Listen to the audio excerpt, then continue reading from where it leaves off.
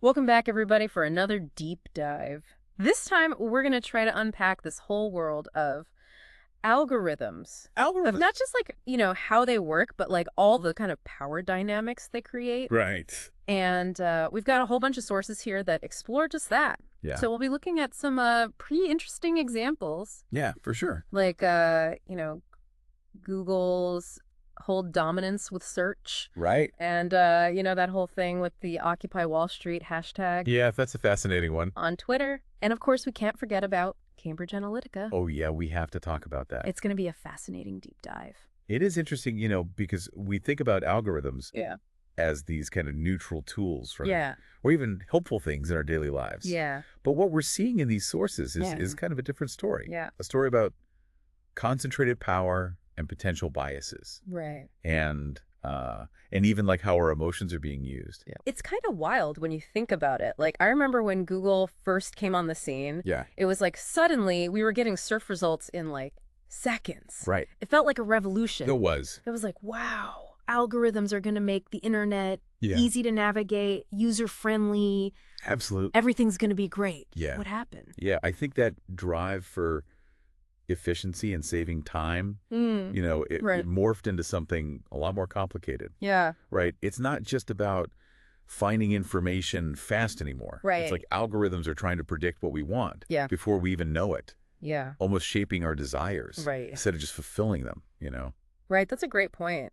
It reminds me of those times, like you're browsing online and Yeah. it's like the algorithm is reading your mind. Totally. And then suddenly you're seeing ads for something you were just thinking about. It's creepy almost, right? It is. It's like, how did they know? Yeah. So it's not magic. It's like Right. this calculated influence based on, All our activity. all our activity. Yeah. But here's the thing that really bugs me. Yeah. These algorithms are like secret hidden formulas. Yeah. Like most of the time, we have no idea how they actually work. That's right. That's a huge concern, I think. Yeah. This lack of transparency. Yeah. It makes it really hard to understand Yeah. how they prioritize certain voices, certain information Right. over others. Exactly. And, yeah. it raises some big questions about fairness For sure.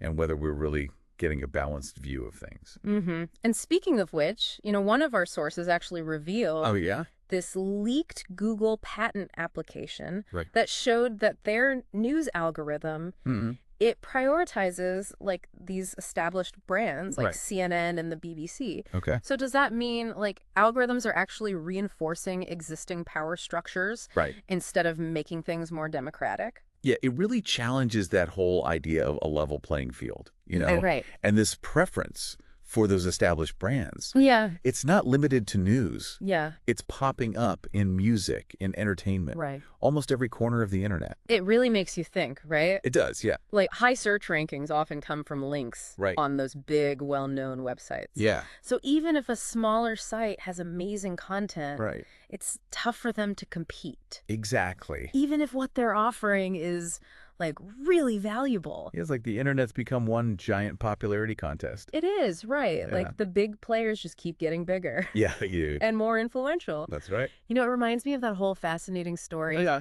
about the Occupy Wall Street movement. Oh, yeah. I know what you're talking about. Are you familiar with that at all? Vaguely. Yeah. Remind me. Okay, so basically the hashtag Occupy Wall Street Right. was hugely popular during that whole movement. People were using it all the time Right. to share updates and organize, Yeah. but it never actually trended on Twitter, Oh, wow. which is crazy, right? That is. Like the algorithm completely missed it. Yeah, you'd think with all that engagement, Yeah, it'd be trending nonstop. you would think so, yeah. What happened there? So it turns out somebody dug into how the algorithm actually worked, Okay. and it wasn't actually prioritizing the overall engagement. Okay. It was looking for like these sudden massive spikes in activity. I see. So because Occupy Wall Street had this like consistent high engagement, Yeah, okay. it didn't trigger the algorithm's, like excitement threshold or whatever. That is fascinating. Yeah. It's a great example of how Yeah. a movement that was like consistently active, Yeah. generating meaningful conversation, Right. was actually penalized because it wasn't, Yeah. generating these massive bursts of activity. Right. It makes you think like about how the metrics chosen for an algorithm can have like a huge Oh, and sometimes unintended consequences on what gets visibility online. it really does. It really highlights how even seemingly neutral algorithms can have these like Totally. hidden biases. Yeah. It reminds us that we really need to be critical thinkers Yes. and not just assume that what we're seeing online Yeah. is like a true reflection of what's happening. Totally. Yeah. And when we talk about what grabs attention online, Yeah. there's another big force at play, What's that? our emotions. Oh, that's a good point. I've definitely noticed that the stuff that tends to go viral Yeah. are the things that trigger like these strong emotional responses, Yeah. especially anger. It's almost like That's indeed. anger is the currency of engagement online. Yeah. And it makes sense, right? Yeah. When you think about how platforms like Twitter Yeah. make money, Mm. they're selling our attention. Right. Right. Yeah. And anger is incredibly effective Yeah. at grabbing and holding that attention. Thinking about it, like how Yes. often do you find yourself reacting more strongly to something that makes you angry Totally. than something you simply agree with? That's something I think we can all relate to. Yeah. Right? Yeah. And it really challenges that idea of filter bubbles. Yeah. Where we're only exposed to content that we agree with. Right. Like in reality, Yeah. algorithms might be showing us opposing views, Yeah. but in a way that's designed to Make you mad. make us angry, Yeah. to drive up that engagement. So it's a much more complex Yes. and nuanced landscape It is. than we often realize.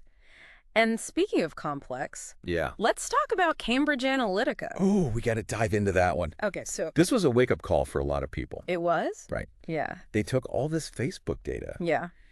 and used it to micro-target voters Mm.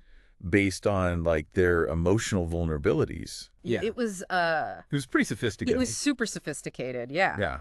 Like it was manipulation on a whole other level. Yeah. It went way beyond like Right. traditional advertising. Right. It wasn't just about like appealing to like a broad audience. That's right. They were using algorithms Right. to tailor messages to people Yeah. based on their specific That's right. anxieties and fears. Exactly. So let's say someone's posting all the time about like money problems, Yeah. job losses. Yeah. Cambridge Analytica's algorithms could identify that person As like a as a vulnerable target. Yeah. Yeah. And send them Like super personalized ads. ads designed to exploit those anxieties. Oh, that's disturbing. It is disturbing. It makes you wonder, like, Right. where do we draw the line Yeah. between effective persuasion and outright manipulation? Yeah, it's a tough question. And, one of our sources made a good point here. We shouldn't oversimplify this whole role of algorithms. Right. Just because they're powerful Yeah. doesn't mean they control everything. Yeah, like blaming Brexit solely on Cambridge Analytica's tactics Right. kind of ignores all the other social and political stuff That's right. that was happening at the same time. Yeah. It's easy to fall into those, Yeah. like, technology did it narrative. It's simple. Yeah. Right. Yeah. But reality is rarely that straightforward. Right. So if we're not just puppets of algorithms, Right. then how did these tech companies like Google and Facebook become so incredibly powerful? Yeah, that's a great question. Maybe we can dig into that a little bit more in the next part of this deep dive. I'm down for that. All right. Sounds good. Yeah. So we left off talking about the power of these tech companies. Yeah, like Google and Facebook. Google and Facebook, right? How did they get so big? Yeah, I mean, it wasn't that long ago that they were just these like tiny startups. I know. And now they're these like global giants shaping so much of how we live our lives. Yeah, it's a bunch of factors, right? Yeah. Part of it is like how they've created this sense of dependency. Oh, yeah? Remember those filtering mechanisms? Uh-huh. They kind of make us rely on platforms like Google and Facebook for information Oh, totally. and connection. I mean, yeah, like, can you imagine navigating the internet without Google? I can't. Or like staying in touch with your friends and family without Facebook? It's hard to imagine. It's crazy. Yeah, and then there's the network effect. Okay. The more people use a platform, Yeah. the more valuable it becomes. Right. So it's kind of like a snowball effect Yeah. leads to like this crazy exponential growth. Yeah, it's like everybody's going to the same party because that's where all the cool kids are. Exactly. And then once these companies get big enough, Yeah. they just start buying up all the competition. Anybody who might pose a threat. They've been very strategic Yeah. about buying up anyone who might, be a rival. Totally, totally. But we also can't forget about the role of government in all of this, right? Absolutely. Like, these tech companies have benefited from state support in all sorts of ways. Right. You know, favorable regulations, Right. lucrative contracts. It's not just about the technology. No, it's not. It's about how they've navigated this whole political landscape. Exactly. And become so deeply intertwined with, like, government institutions. Yeah, think about all the services you use every day that rely on one of these big tech companies. Yeah. Email, social media, online shopping, entertainment, like they're everywhere. They're inescapable almost. Almost. Yeah. Makes you wonder if the internet, which was once supposed to be this like democratizing force. Yeah, the great equalizer. Has actually become more concentrated and controlled. Yeah, it's a legitimate concern. Yeah. And it's not just about access to information, right? Right. It's about who's actually profiting from this whole digital economy. Right. One of our sources calls it what's that? Rentier capitalism. Rentier capitalism. Yeah, where these tech companies, they extract wealth through their control of these platforms. Oh. And all that data. So rentier capitalism, like what does that actually mean? Basically, it means that these companies aren't producing goods in the traditional sense. Okay. They're profiting by controlling this, like essential infrastructure of the digital world and charging everyone who wants to participate. Like a rent almost. Exactly. Like a rent. So they're like the landlords. Yeah.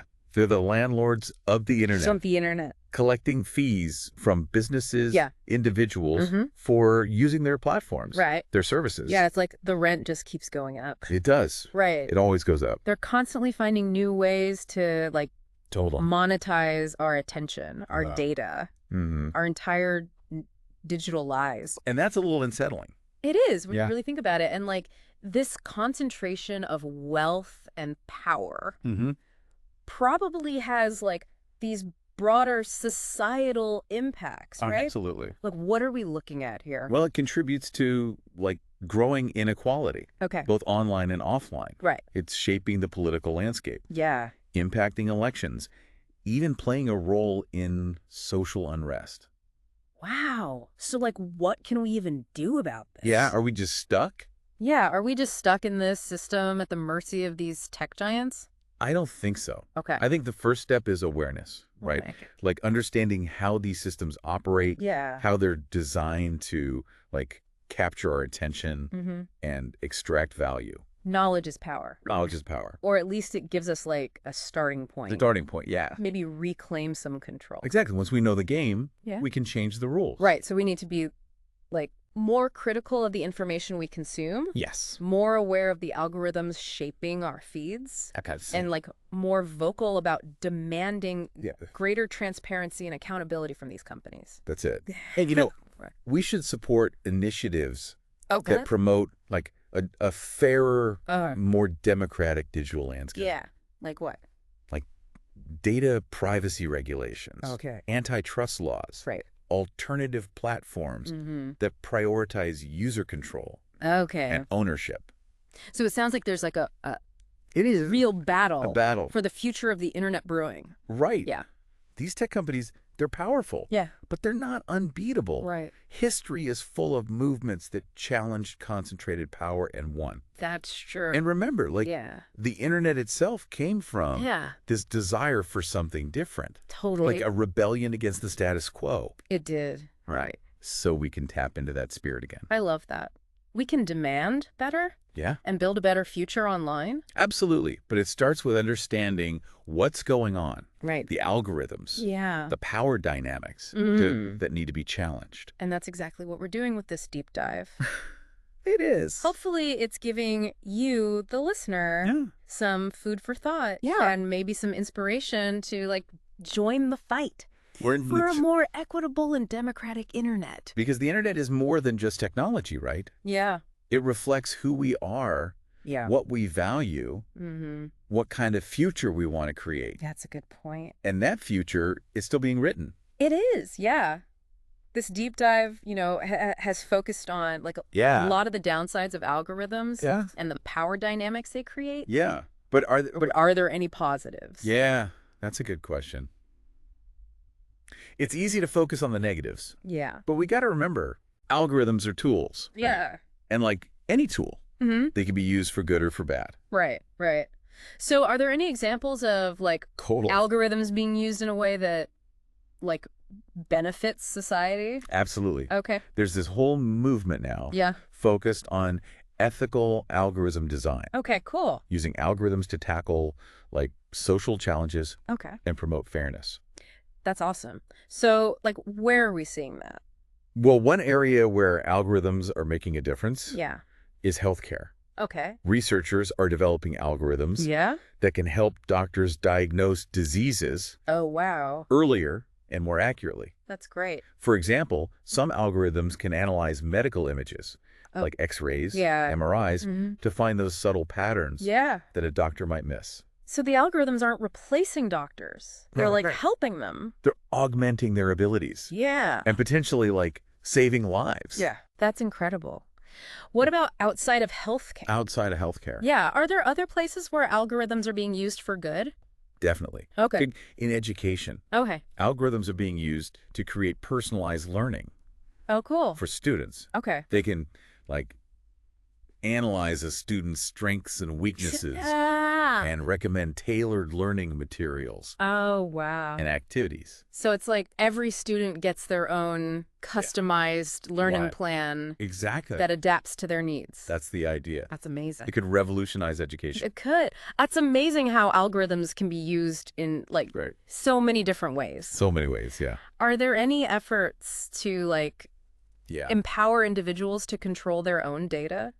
Absolutely. Yeah. There's a growing movement towards data ownership. Okay. And transparency, right? Okay. Giving individuals more control over how their data is used. So instead of us just being like passive subjects. Data points. Yeah.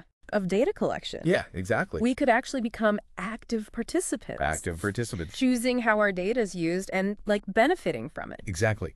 And some platforms are experimenting with giving users more control. Okay. Over the algorithms themselves. Oh, wow. Like imagine being able to adjust your social media feed to prioritize certain content or perspectives. That would be amazing. Right, it'd be a game changer. Yeah, it would give us like so much more agency. Totally. And allow us to like break free from those echo chambers and filter bubbles that we talked about earlier. It would let us engage with a wider range of perspectives. Right, yeah. It's all about reclaiming that power of choice. Yeah. You know, in this digital world, it feels like it's making choices for us. It does. It does. It's really encouraging to see like these positive developments, these initiatives pushing for a more ethical and empowering use of algorithms. Absolutely. You know, I think it's important to highlight these efforts, especially after like we focused on all the potential downsides. Right. It gives us like a sense of hope. It does. That we have a role to play in, like shaping the future. Exactly. It's easy to feel overwhelmed by how powerful these technologies are. Yeah. But we're not powerless. We're not. Yeah. By becoming informed, critical consumers of technology and advocating for change, we can steer these powerful tools in a direction that benefits humanity. This has been like a truly enlightening conversation. It has. I feel like I have like a much deeper understanding. Me too. Algorithms and their impact. Absolutely. It's been a fascinating deep dive. I have. Exploring both the challenges and the opportunities that these algorithms present. Wow. This whole deep dive into algorithms has been pretty wild. Yeah, it's been a journey for sure. We've gone from like the very beginning. Right, the early days. To all these complicated power dynamics they create. We even talked about some like potential fixes. Solutions, and positive ways to use them. It's a mixed bag, right? It really is. It's obvious now that like algorithms. They're more than just code. They're not just lines of code. They're powerful tools that shape how we see the world. Absolutely. How we see the world, who gets heard. Even how we understand ourselves. Pretty deep when you think about it. It is. It is. It's been a fascinating journey, that's for sure. It has. We've seen how they can make our lives easier. Right. Connect us with information. Yeah. But also how they can be used to, you know, manipulate us. Yeah. Take advantage of our weaknesses. Exactly. It's a lot to take in. But I think like the biggest takeaway here. What's the big takeaway? Is that we can't just be like passive consumers of technology. Right. We can't just sit back and let it happen. We have to be active, critical thinkers. Think for ourselves. who understand how these systems work and how they like impact our lives. Absolutely. Be aware of what's going on behind the scenes. Right. All those algorithms running in the background. Shaping what we see online, what we click on. Yeah. It's like... It's a constant feedback loop. It's a feedback loop, yeah. Every click. Yeah. Every share. It's all feeding the algorithm. It's giving them more data. More power. It's wild. It is, but the more we understand that loop, the more control we have. Yeah, and it's not about, like, getting rid of technology. No, not at all. It's about using it, like, consciously. Intentionally, mindfully. Exactly. It's about making the internet work for us. Right. Not the other way around. It's about taking back that power. Right. And we can do that by, like, demanding transparency. Yeah. From these tech companies, pushing for better regulation. Stronger regulation. To protect our privacy, supporting those alternative platforms. The ones that, like... That put users first. Put users first, yeah. It's crazy to think that, like, the internet was supposed to be this, like... great equalizer. Democratizing force. Yeah, everyone has a voice. Yeah, but as we... Things haven't exactly gone that way. The algorithm... They can concentrate power. Create, like...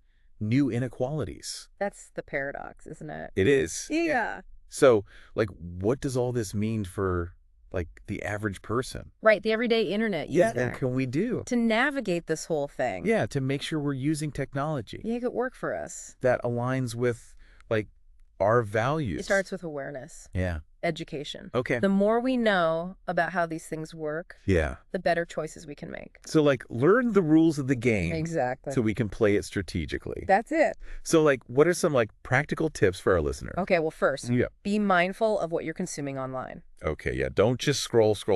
Right.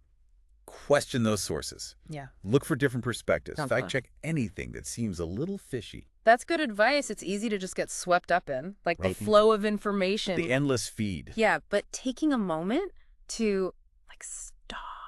Pause and really think. Critically evaluate what we're seeing. Can make a big difference. It can. Yeah.